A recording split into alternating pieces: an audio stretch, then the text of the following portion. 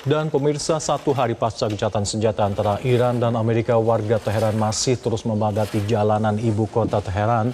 Mereka menggelar perayaan kemenangan sementara atas diterimanya 10 poin proposal perdamaian oleh Iran.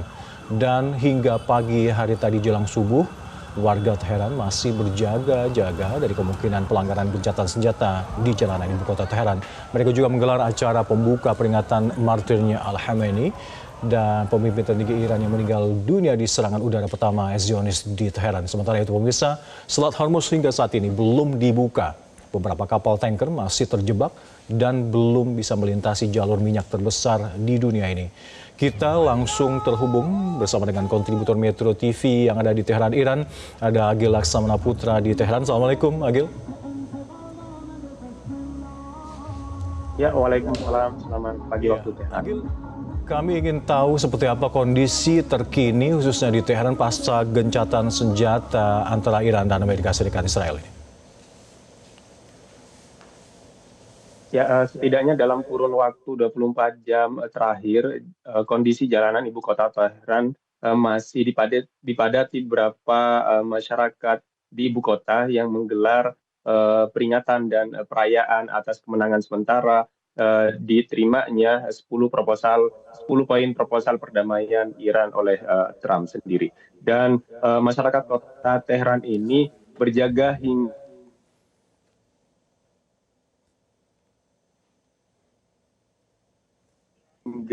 subuh tadi untuk Ikat dan Zionis Israel. Saya juga beberapa kali mendengar tadi malam suara dari sistem pertahanan udara di kota Teheran itu sempat aktif.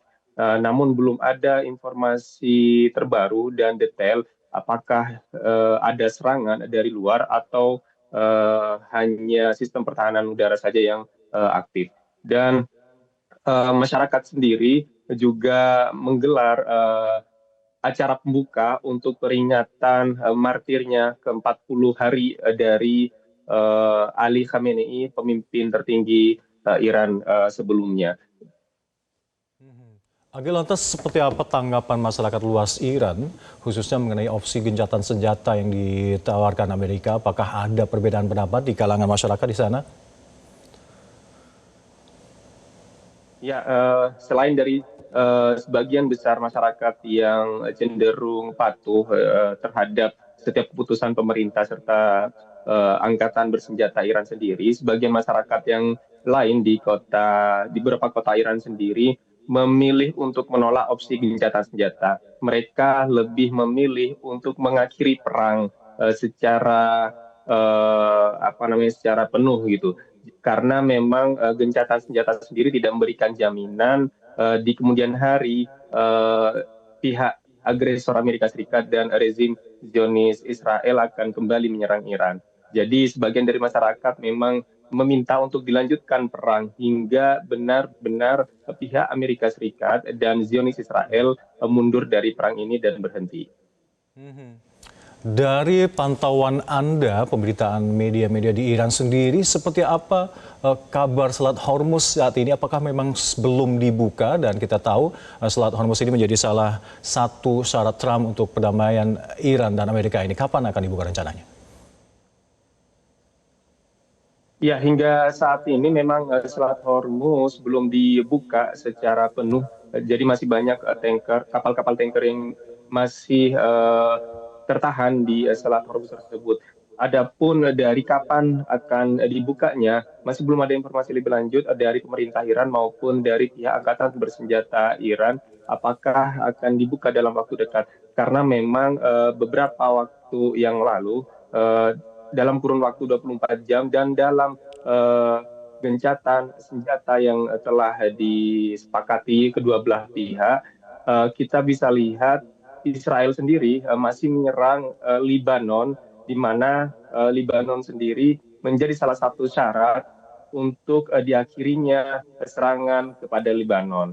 Jadi sepertinya belum akan dibuka dalam waktu dekat dan masih melihat kondisi bagaimana pihak musuh apakah akan tetap menjaga gencatan senjata ini atau melanggar gencatan senjata ini. Ya.